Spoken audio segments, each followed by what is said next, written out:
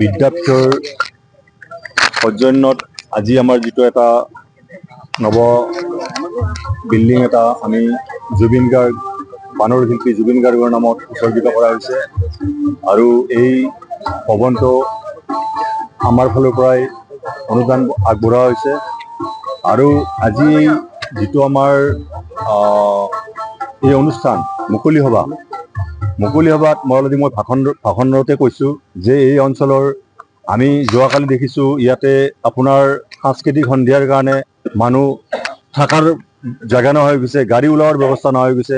কিন্তু আজি যিটো মুকলি সভাত এই স্কুলৰ ছাত্ৰ ছাত্ৰীসকলে নাই, এই অঞ্চলৰ ৰাইজ নাই, কেইজনমান ব্যক্তি ইয়াতে বহি আছে।